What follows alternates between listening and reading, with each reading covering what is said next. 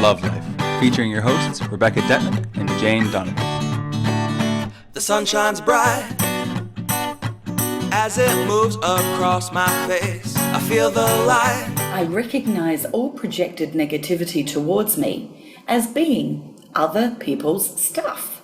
Welcome to Love Life. I'm Rebecca Detman. And I'm Jane Donovan. Today, at long last, after almost 160 episodes, we are devoting half an hour just to explaining what passive aggression is. We had an email from a lovely listener who said, look, you often refer to passive-aggressive behaviours in so many of your episodes. What is it?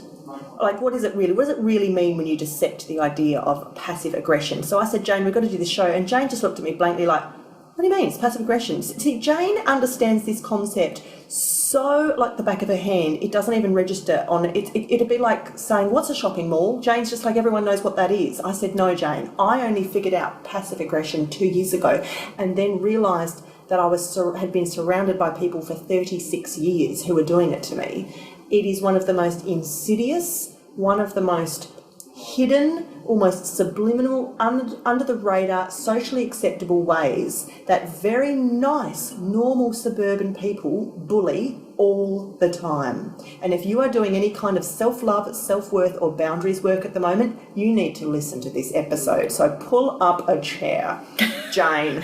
The problem is that I said to Beck, can we do 30 minutes on this? It's like 5 minutes most. Like, you know, this is what it is. Description, done. No. Right, no. next. No, major topic with lots of stories to share to help illustrate how it works in theory. Like maybe this is one of my core gifts, as we spoke about in last week's episode, because to me, I almost can't describe it because it just is what it is, and surely everyone knows. It is when we say it's Jane's core gift, passive aggression is not her core gift. Jane has the most tremendous ability to radically truth speak, which is a concept which most women on this planet are still struggling to even come into comfortable feelings around, which is, if you've got an issue, you say it nicely, politely and firmly. That is a revolutionary concept to most girls and women that I still know, and for most of my clients. Well, the number of times I've had to say to somebody, why don't you just tell them what you think? And they just look at me like, I am crazy town. Because as women, we need to back up a bit here and give a bit more description, but as women, most of us, our game is the people-pleasing game because that is how we've been raised for millennia. You do not bite the hand that feeds you. You do not upset the women in your tribe. You don't upset the mother-in-law. You don't upset your workmates. You don't upset your husband. Why? Because the cave will kick you out and you won't have food or water or, companionship or protection or any of the things that you may need to survive. So you keep people happy as a woman. You do it if you want to survive in this world.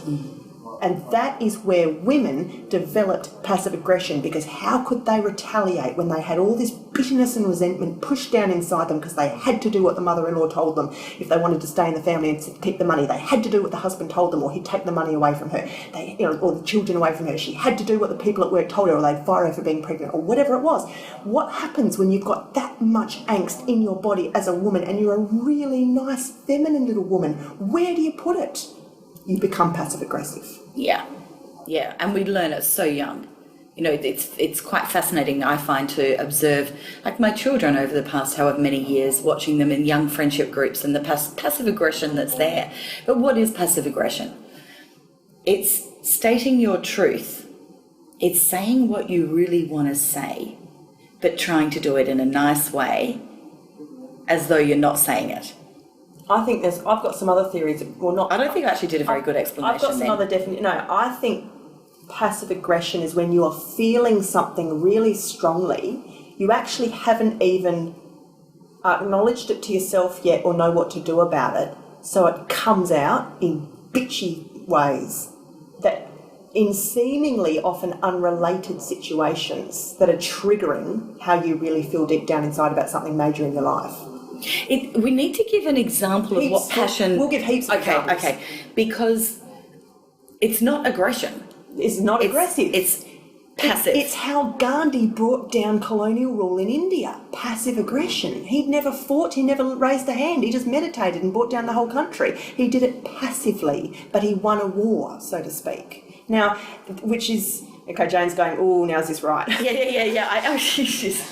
My eyes have gone off to the corner. That's when I'm thinking deeply. Yeah, because I'm trying to paint it like it's a beautiful tool to use. That's not quite right. It is possible to win, quote unquote, battles without raising a fist or using a violent, ugly word. Yeah, Okay? but passive aggressive is when you're tricking somebody into saying. Now, let's just give examples. Let's give examples. I don't even know. Like, I have thousands. okay, good. Tens Because of here's thousands. the thing. I just don't do it. No. So I actually find it really hard to give an example. You call people I call people on it so all the give me time. examples of the last time you called someone on it. Oh no, I have to pass that one because that person listens to the podcast. Okay.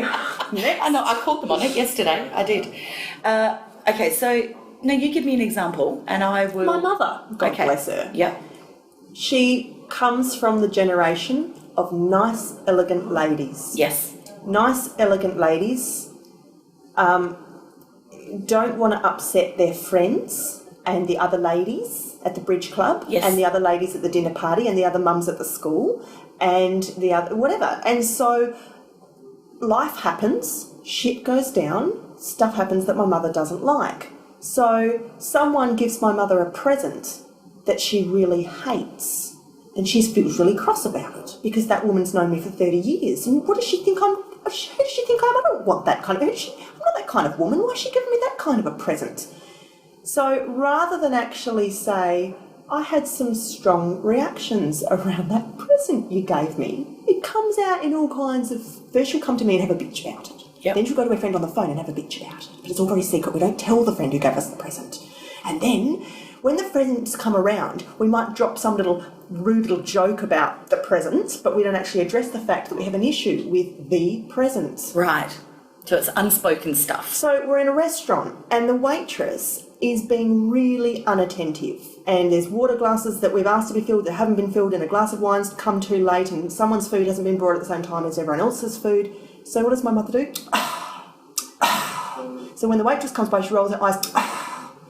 She doesn't actually say, excuse me, we're having some issues with the service. Right. She just rolls her eyes and thumps her wallet on the counter and pushes things aggressively around on the table and, slams a door or makes that's it, door slamming. Right. Or she'll wash the dishes really noisily and bang things. She'll bang down the cutlery on the table. Okay, so it's the unspoken words that are being Lot of played that. out with non-verbal communication. As a And it can also be verbal communication, though. Like, it could be an example of that present would be, somebody gives her the present, she opens the present and she goes, oh, Target. Thank you so much. Yeah, exactly. Now, Target is a cheaper place to shop, and maybe she was expecting more David Jones, which is a more expensive place to shop. So Target with a tone, that would be passive aggressive. With a tone, exactly. It's always the tone. It's bitchy. It's when It's the body language. But men do it too. Oh yeah, people do it. This podcast is about people. So I know, and very little children learn it and do it in the schoolyard. It's all very young, insidious. very, very young. Teachers do it. Professionals do it all the time in the emails that they write. They write these very controlling, toxic, bitchy little emails that just put people down in very subtle ways. Very condescending, very annoying, very... Condescending is usually a big indicator of when someone's being passive-aggressive to you. Yes. They're speaking down to you like you're an idiot because they're not actually dealing with whatever their strong emotion is. I got one of those last week that said something like, come on, Jane, surely you can do better than that. She was referring to some people that she was introduced to. And your dating company, to clarify the context. Yeah. And I just laughed. I actually laughed. I didn't bother answering that part of the email. I just answered with, I'm sorry that you didn't enjoy the company. Hopefully you'll enjoy the next one more. End of story. Yeah. Whatever. Yeah. Her stuff. But there are times that you call people on it too. See, now why would I not call her on that? Because it's the first time that she's spoken to me that way. If this becomes a repeat pattern, then I will call her on it. And how will I do that? It will be in a phone call so that she can hear my full emotion, my full warmth, my desire to connect, my desire to listen so she can feel heard, and my desire to try and resolve the conflict. So it will be in a phone call where I'll say, I'm sensing from your emails that you're very unhappy with the experience that you're having. And first off, it's not about me. It's not about whether I can do better or not. It's about her experience. Now, how can I help her with that? What's her mindset? How are you feeling? It's all about her. It's not actually about me. Yeah. So that's calling people on their stuff. But then it could be, if I was the waitress and Beck's mum's, sighing and Banging the glass down. trying, I would say, it appears to me that you're unhappy. Is something wrong? Can I help you? What is going on? Now, the thing is, And it takes a lot of guts to say that, though, because a lot of people are very scared to hear the truth. Like, they're going to tell, I can tell that person is pissed off. And if I ask them why, they're going to turn around and tell me, because I'm upset with you. I don't want to hear that. See, that's very, very scary. And I've lived my life walking on eggshells around that kind of stuff. If someone's pissed off with me, I used to turn and go in the other direction or bury my head in the sand. I didn't want to know and I didn't want to deal. It was too frightening for me. Well, anybody that has this issue, become a matchmaker. I can guarantee that you'll have to work through that one real quick, real fast. Oh, right. Because it is rocket science and you are not going to get it right. Because you're dealing with the general public, or anyone in sales, retails, hospitality services is going to know. You deal with the general public, people are going to have issues all the time. That's if you're right. a police person or a parking inspector person, people are going to have issues with you all the time. They're going to fight back. They don't like what you're saying or doing or putting on them, right? Yeah. And so let's go back to the waitress. So, then your mother says to me, well, I'm very disappointed. Our service has been very slow. Then the reality is either I've got a choice. And sometimes I have criticisms at Social 8 that are very justified. And then I've got a choice, right, what can I do? What system can I implement to improve this? We don't get things right all the time. We have things go wrong often. That's life. Yeah. So it's not personal, though. It's like these people are giving me an opportunity to go, right, well, do I want to improve this or not? And if I don't, then I just go, well, I'm sorry this has not been to your expectations. I do hope you enjoy the rest of the evening, however. And the silent word is, I'm not changing a damn thing. This is actually how our restaurant is run. But it's not to your liking, then you need to go and find a different restaurant that is to your liking. That's okay too. So criticism is a choice whether you feel it is justified and it's something you've heard before, and it's important that you see patterns, and if it is the same thing that's coming at you, it's the universe giving you an opportunity to identify something that's not working for you potentially, that you can change, or you need to be ready that some people will always criticise that and have your boundaries in place with your reason why. Okay, so let's give another example. When I'm doing this right now, I'm going to publicly state right now, this is what I'm doing. There is a person in my life, a female friend I've had for a long time. I've been feeling increasingly uncomfortable about her for a long time, but there's a lot of history. Yep. I don't really want to entertain her company anymore. I could advise my listeners for hours how to set a boundary and what to do about it. In my own life, it's extremely hard because she's never had any warning from me as to the fact that I'm feeling this way, because I've never ever spoken the truth on it. And I've never really called her on any of the uncomfortablenesses that I sometimes feel, or, the fact that I don't like having to spend the time with her or talk about the things we talk about or whatever. So for me to come completely out of the blue and just speak my truth would probably end the friendship. It could be quite hurtful and ugly. So what am I doing? Well, she writes to me, I ignore her. So I'm avoiding. I'm very passive-aggressively, cowardly, weakly avoiding her. So she writes to me, I ignore her. She writes to me, and then every 1 in 3 I'll kind of get back, oh, sorry, it's been a really busy week, we really should catch up, and then I leave it. Because I'm being passive-aggressive. You're not speaking your truth. I'm not dealing with it, because I don't want to deal with the end of a possible friendship and a fight, which is probably going to happen when I have to tell. Because, what is the reason? The reason I don't like you is because I don't like you, your attitude, the way you parent, and your opinions on life, and the way that you expect me to just psychically channel for you for free, and all kinds of stuff that I feel. We always do things on your terms, we always do things your way when we hang out together.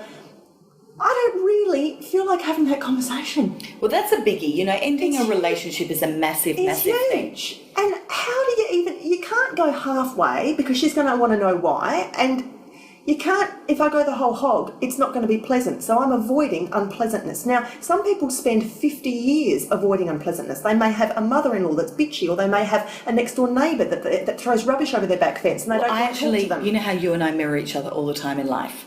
I'm going through exactly the same. However, what I've chosen to do in this particular situation is just keep whenever we're getting together, I'm making sure that it's a very public thing, that there's lots of other people there. So the conversation is 5 minutes, 10 minutes, it's very generic, that's it. if at any point she chooses to ask to catch up one-on-one, that is when I would have to, and I feel I can't get out of it, that's when I'll have to have the conversation. But the conversation I will have is literally about different values. That's all it is.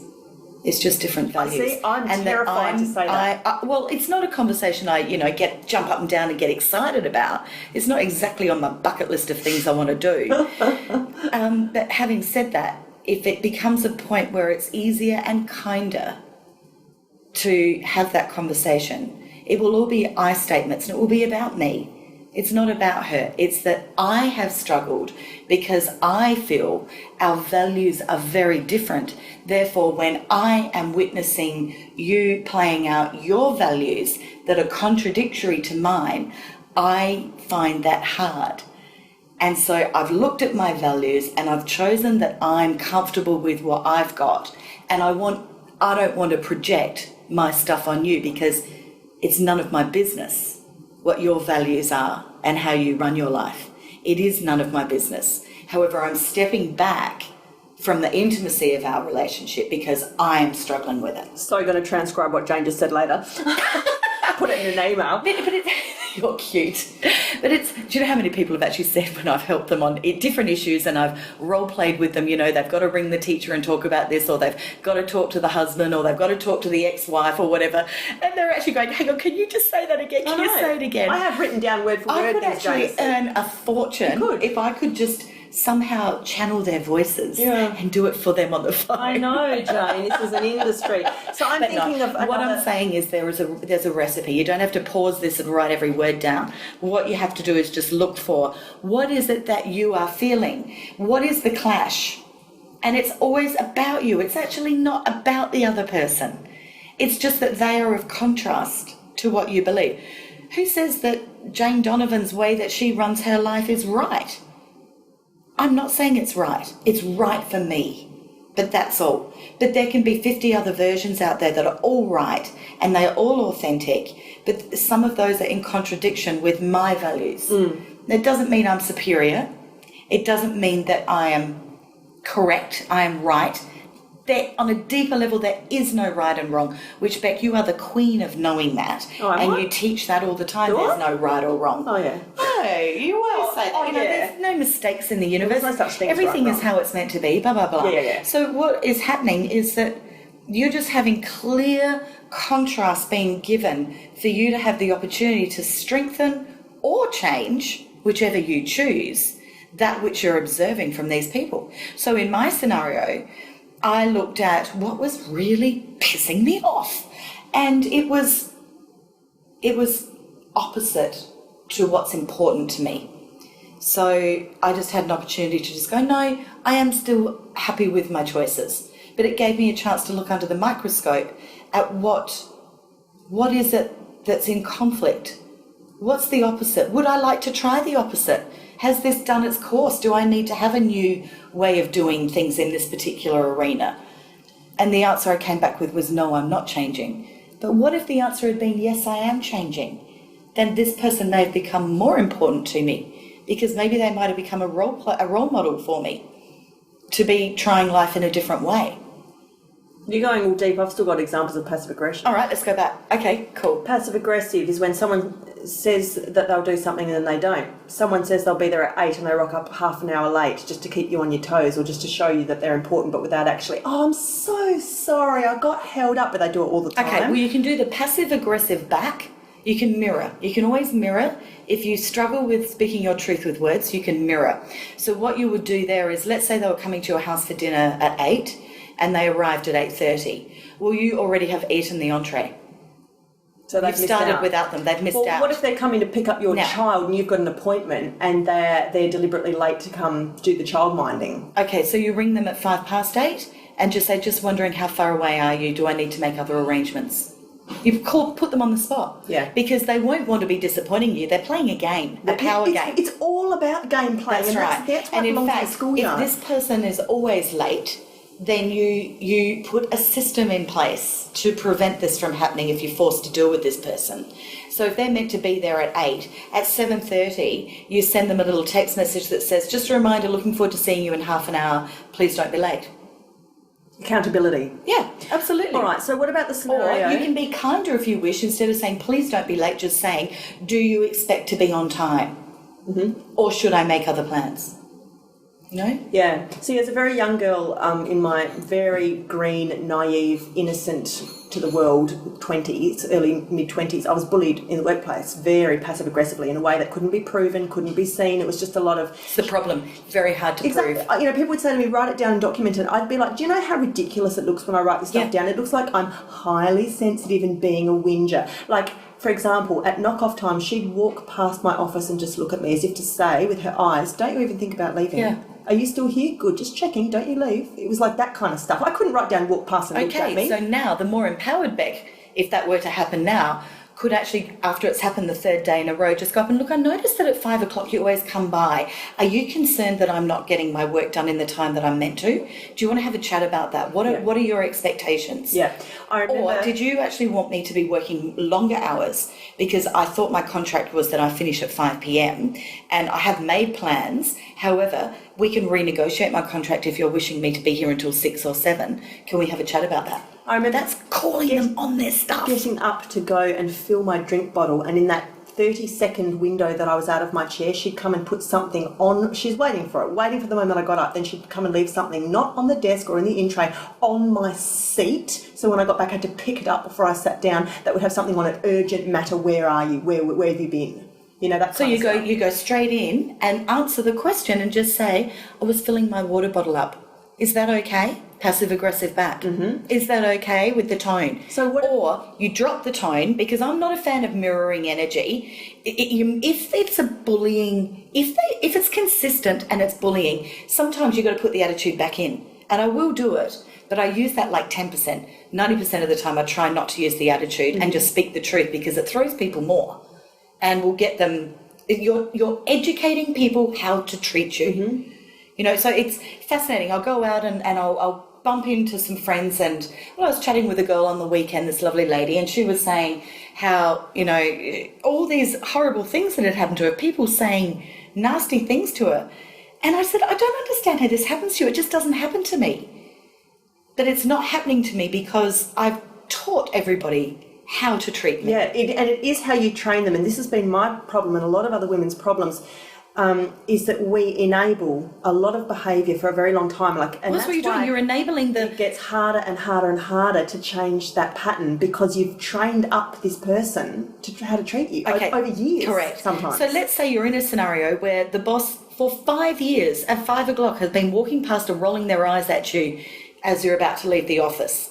Let's just pretend that you've only just noticed it, because she's pretending, so you can mirror back pretending, and you can now sit down 5 years later and say, I've noticed over the past couple of days at 5 o'clock that you've been walking past and sort of giving me a look that I'm not sure what it means, but I'm sensing that you're unhappy about something to do with 5 o'clock.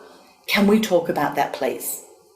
So what about the scenario where a woman who really hated me and had threatened me in the past started to send me presents?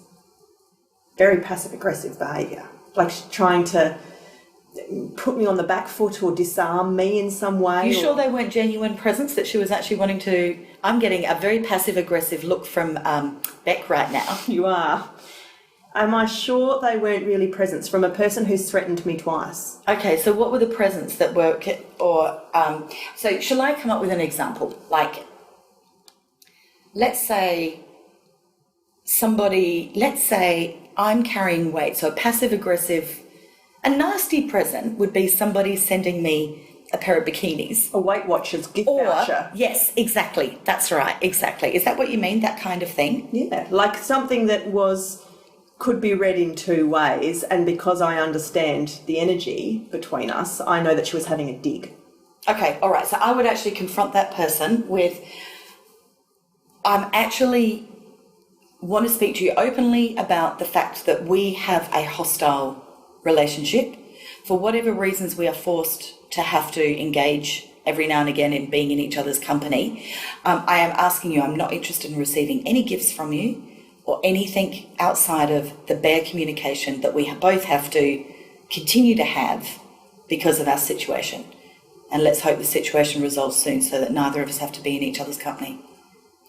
So the bottom line that Jane and I are trying to bring home today is that there's probably a couple of elements to this passive-aggressive game. You're either receiving it or you're giving it, and maybe both. Usually if you receive it a lot, you're give it also back. giving it. That's because right. it's a vibration that you're playing in, because you haven't upgraded to this clean place of operating where you just live your life accountably and as an adult. So if you don't like something, you say it. If someone does something that you don't like, you call them on it. You expect the best from everyone, and when it's not delivered, or when behaviour is not clear, when it's wishy-washy, when it's snaky, deflective, when it's, slippy, slimy, people are being a bit, just playing games or doing these little things that, again, on paper you think it's not something I could complain about, but it doesn't quite add up. You have to indulge in radical truth speaking. Yes. Now, I want to just give 2 more quick examples, because I struggled to give examples before because I just don't mirror it back. But now I've got into the energy of it, I've got a couple. So one is when somebody says something to you that you think, did they really just say that? Surely they don't mean that. That's so rude. And then I must have been wrong. Then what? That's right. Yeah. Or you don't know how to handle it. My standard reply is, I am sure you didn't mean to say that. I'm hoping you didn't mean to say that as rudely as that just came out. Then eyeball. I'm so stealing that. And then you eyeball. I have used that a lot of times over the years. And people back off straight away? They instantly backpedal. No, I didn't mean it that way, blah, blah, blah, blah, blah, blah, blah. Now, you know what? They damn well did. But they're on notice that they can't play that game with you anymore. So what you've done is taught them that every time you do a backhanded, sarcastic, passive-aggressive comment to me, and I'm going to say, I am sincerely hoping that what you just said, you did not mean it to be as rude as it sounded. They are in notice that you're going to be calling on their stuff every time. I've met people who are charming in person, and in the written form, that's when they have their go at you, and it's in a way that it could be read on either tone, and it's fascinating in emails and in texts. So you email back exactly the same, and you say, okay, here's the line, copy and paste. Did you mean it this way, or did you mean it this way? Looking forward to hearing back. And let's get the clarity on that. I'm calling you on your stuff. The second thing that can happen is when somebody is made a great big long statement or conversation or whatever, and so it's not one little word or one little statement, it's a whole conversation that has had you slowly over time feeling attacked. Okay, passive aggressive attacked. So it's a feeling that might have occurred over a 5-minute conversation or a 2-hour space of engaging with them. What do you do then is where you sit down at some point within this, you stop and you say, I just want to talk about something. I'm starting to feel as though you are wanting to say to me that I'm not good enough, funny enough, rich enough, smart enough, whatever it is, call them on whatever that is. I am feeling, and this is what you're wanting to say to me. Can we just talk about that?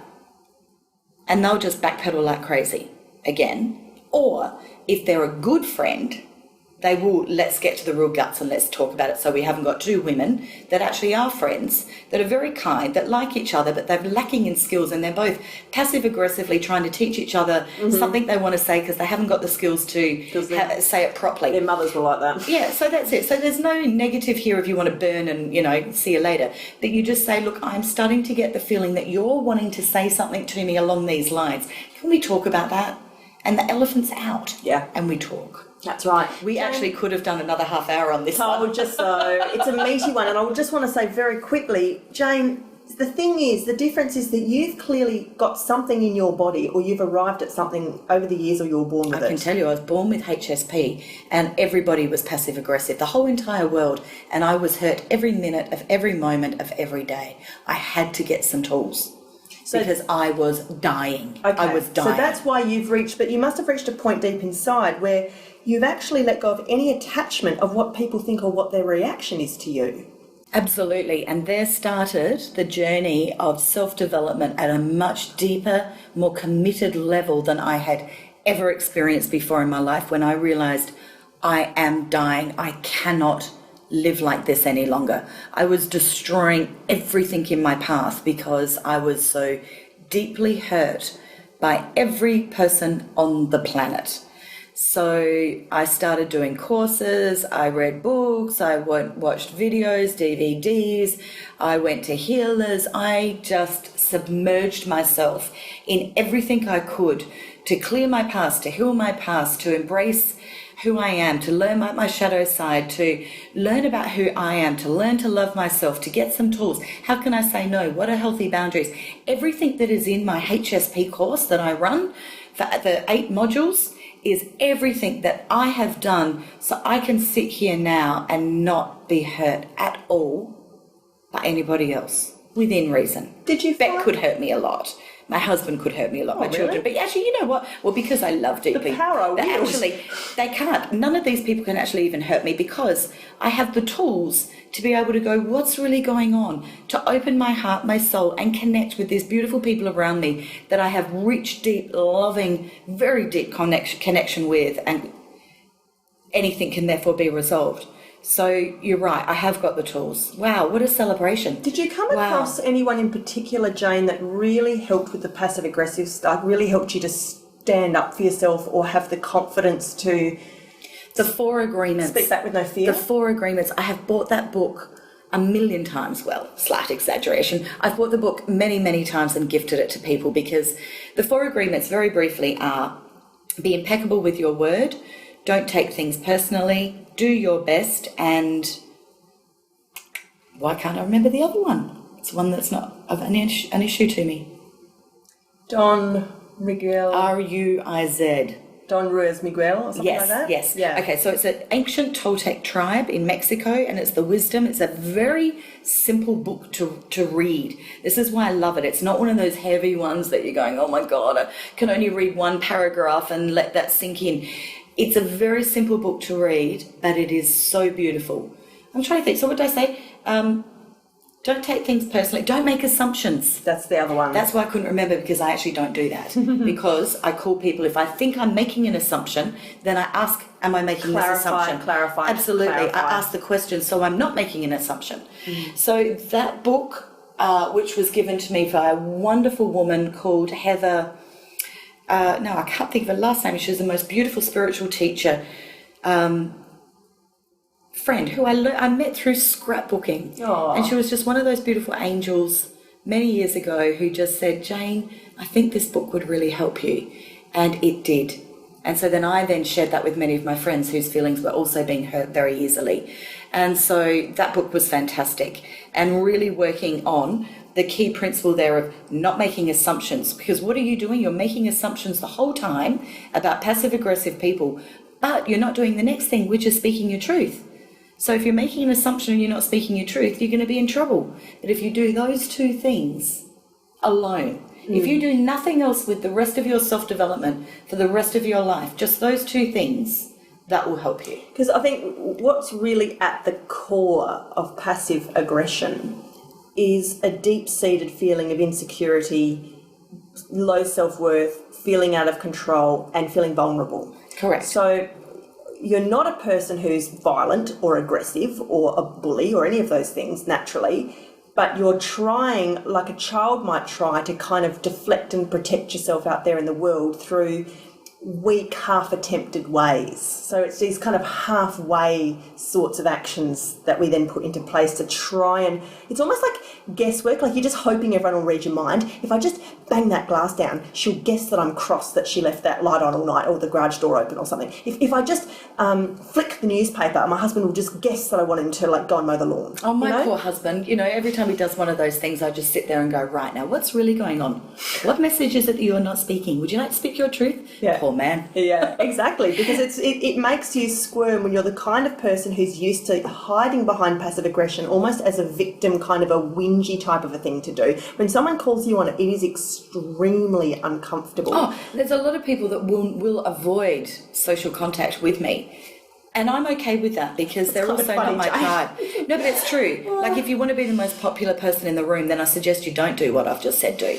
Yes. Because, people know that you're going to call them on their stuff. But there's one of 2 ways it goes. Either they love that and they feel safe with me because there's no game playing. Mm-hmm. There's just kindness of speaking kindly. But there are also people that go, they don't want to hear. And that's fine too. Yeah. That's absolutely fine. So the flip side of authenticity is that you are only going to have your tribe that are comfortable with that. Right. And that's actually what I decided I wanted. But there were times I didn't, it still hurt. Oh, well, they don't want to talk to me. All of those, soccer mums over there don't want to talk to me. Why? Because I know I'm a bit scary to them. Yeah. I am. Yeah. And that's okay. Yeah, because again... Or I can play their game. Take your pick. There's, particularly with women, there's not a lot of women who are really, really upfront, and the ones who are tend to get labelled bitchy, ballsy, ball breaker, or she's, alpha, like all that kind of stuff. And it's always... Well, I don't get labelled any of those. They don't know how to label me. I'm not talking about you, Janie, but I'm saying in the example, if they follow this method, they're going to get put into a box that is... People actually don't know what it is because they've not seen it before, they don't know what it looks like. When people can't put other people into boxes, they don't feel safe because they can't label them and it doesn't fit into their scope. Yeah. But, of course, these sort of very traditional attributes of women, they're demure, they're soft-spoken, they're these beautiful, gracious little unicorns that just sit around and hold dinner parties, that was sort of women, wasn't it? And it's still challenging for many women to understand, how do I actually stand up for myself, speak my truth, or call someone on their shit without sounding like a bitch? Okay, well, here's another little tip. What about when you get the people the passive-aggressive, oh, I don't feel this way. However, I was having a conversation with someone and this person feels that way. Don't you love it when they hide behind everyone else? So don't shoot the messenger because it's not me. What's your first thing I say when somebody says, oh, do you want to hear what so-and-so was saying? I was going to say, well, who's the source? That's my first question. Who's the source? And then what do they say? Well, normally they'll say, well, what do you mean by that? And I'll say, well, I only want to hear it if the source is reliable. If the source isn't reliable, I'm really not interested in hearing it because it's unlikely that it's being reworded in an authentic way. So I really don't need to hear it. And so often that works with school children, with teenage girls I've got, when the kids will say, oh, well, so-and-so said this and so-and-so said that. And I say, well, who was the source? Yeah. And they go, yeah, okay, let it go. It's not a qualified source. Whereas if somebody said, if Beck said to me, I was talking to, one of our mutual lovely friends, Amber, and I'd go, right, well, who's the source? Amber, yeah, okay, fine, share. Beautiful. There's the authenticity. Yeah, gotcha. Does that make sense? Because you do, and then you've got to watch the pack mentality. So that's another passive-aggressive. Typical player of passive-aggressive is, Jane, I know that probably most people won't tell you this, but I feel it's important that you need to know that we all feel. That is such a bitchy bullying thing to do. We all feel. Who's we is the first question. Cruel. Well, I don't feel it would be right for me to answer that question because they don't really want to be identified. Well, in that case, I don't want to hear it. Thank you, though. If they'd like to speak to me individually, fine, no problems. But I'm not dealing with pack mentality. That used to go on in the entertainment game all the time. Yeah. And so you got to shut that down. Any we statement is rubbish. Only interested in I statements from the person I'm speaking with and from me. Oh, Jane, you're revolutionising people's lives here. Well, I don't know. I think I'm stirring the pot a bit. Definitely stirring the pot. But it's not about... It's not about being a smartass. I'm not trying to be a smartass. I'm trying to live in a world with open communication, compassion and empathy. And you can't do that if we're not speaking our truth. Right. And that's all. And I can forgive anything almost. So it's not like if somebody was out at a party and they said, oh, that Jane, she's a bitch. That's okay. I'm fine to hear that. Completely fine. I don't feel I have to go and defend myself over it. But what I would be more concerned about is, who was that person? Is that somebody I care about? Would I like to actually build that relationship? Then I want to know that that's how they're feeling so I can actually think, well, I'm not. Maybe there's a better way I can show myself to that person. Yeah. Because they're important. I think back to 10 minutes ago, and I was sort of talking about the core of all of this. We need to realise, yes, we can play the games out there or not play the games out there or hone the interactions out there, but at the base of all of this it's about your relationship with yourself and it's about how comfortable you're feeling. So if you really are noticing that there's some level lacking in confidence, self-esteem, there's just a bit more work to be done in where and how you don't feel that your voice is worth speaking up, you're not worth being seen or honoured, people aren't showing up for you in life, people are rattling your cage, people are pushing you around. What's going on deep inside you that is probably the next step of your own private healing work? I recognise all projected negativity towards me as being other people's stuff. Thank you so much for listening. Look, we put our shows up every week on Facebook. So what's our Facebook page? It's facebook.com/Love Life Show. So we've got a bit of a community there with some fun comments and links that we also add if you'd like to join there. Otherwise, all of our show is on iTunes. All of our show episodes is on lovelifeshow.com, where you can also find links to Jane and my personal counselling services, and Jane's courses and ebooks and things like that. And of course, you can always support our show by clicking on the donate button on Love Life Show to keep the quality and the sound engineering and the availability and the ad-free zone going and landing in your inboxes every Wednesday. So until this time next week, have some fun observing who and what is passive-aggressive in your environment and operating some radical truth-speaking initiatives.